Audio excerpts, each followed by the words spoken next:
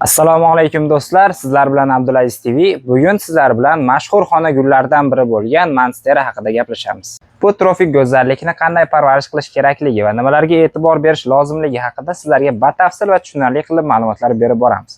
Videoni oxirigacha kuzatib boring, videomiz davomida qiziq ma'lumotlarni berib boramiz.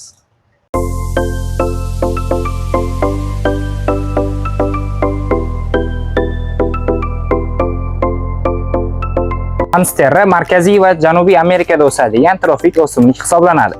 Ko'rib turgan gulingiz Monstera deliciosa deb nomlanadi. Uni barglari yirik va yirtiq bo'lib, xonalarga o'ziga xos go'zallik bag'ishlab turadi.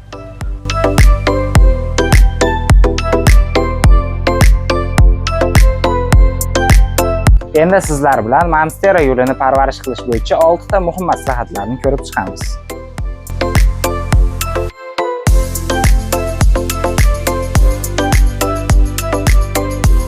Birinchi o'rinda o'simlik uchun muhim bo'lgan omillardan biri bu yorug'lik hisoblanadi. Monstera yorqin, lekin to'g'ridan-to'g'ri quyosh tushmaydigan joyni yoqtiradi. Juda qorong'u joyda ham o'sishi sekinlashib, sustlashib qoladi. Yorug'lik yaxshi bo'lmasligi barglarining mayda bo'lishiga olib kelishi mumkin. Sug'orishga keladigan bo'lsak, tuproq qurigachgina sug'orish kerak. Ortiqcha suv ildizlarning chirishiga sabab bo'ladi. Yoz oylarida tuproqning yuza qismi qurigachgina sug'oriladi. Qish oylarida esa tuproq to'liqligicha qurishi kutilib, keyin sug'orsa bo'ladi.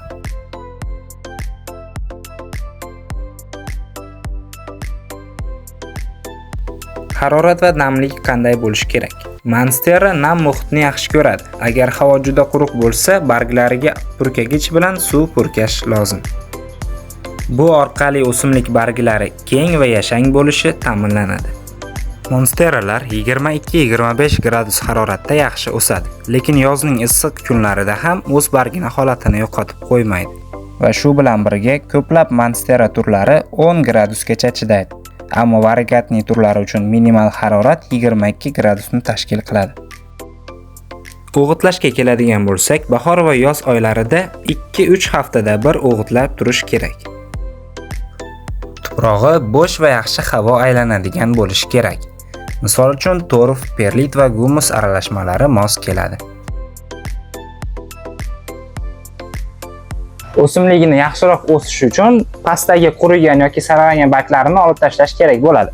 Bu shaklda pastki qismidan eskirgan barglari kesib tashlanadi. Bular ortiqcha energiyasini olib, o'simlikning yangi barg chiqarishiga to'sqinlik qiladi. Shu tufayli kichkina va eskirgan barglarni olib tashlash kerak. Monstera gulini ko'paytirishning eng keng tarqalgan usullaridan biri bu kesish yo'li orqali amalga oshiriladi. Bunda vazdushning tomiri qo'ygizilib, bir bo'g'im oralig'i kesiladi. Bu gulimiz yirik bo'lganligi sababli buni suvga solib tomir o'tkazish shart bo'lmaydi, lekin kichikroq o'simlik bo'ladigan bo'lsa, birinchi ildizini kattaroq bo'lib, tuproqqa moslashish uchun suvda ildizi kattalashtirib olinadi. Kattalashib bo'lgandan so'ng 20 kundan keyin tuproqqa bemalol o'tkazishimiz mumkin.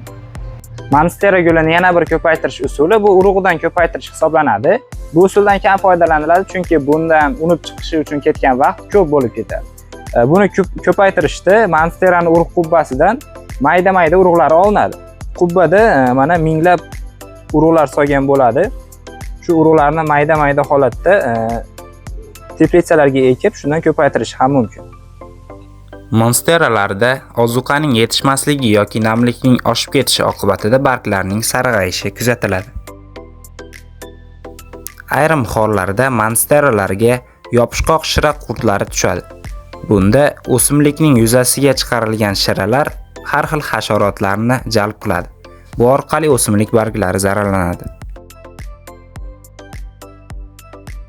Agarda Monstera gulini xarid qilmoqchi bo'lsangiz, Telegram silkalarimizni qoldirib ketamiz. U orqali kirib, o'zingizga yoqqan turlardan xarid qilishingiz mumkin.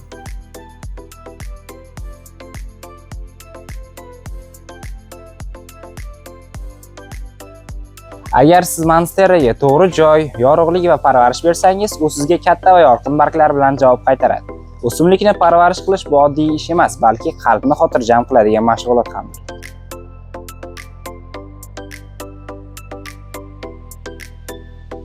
Agar videomiz sizga foydali bo'lgan bo'lsa, videoga like bosib, kanalimizga obuna bo'lib qo'yish esingizdan chiqmasin. Kommentariyalarda o'z monsterangiz haqida yozib qoldirishingiz mumkin. Sizlar bilan Abdulaziz TV bo'ldi. Ko'rishguncha do'stlar.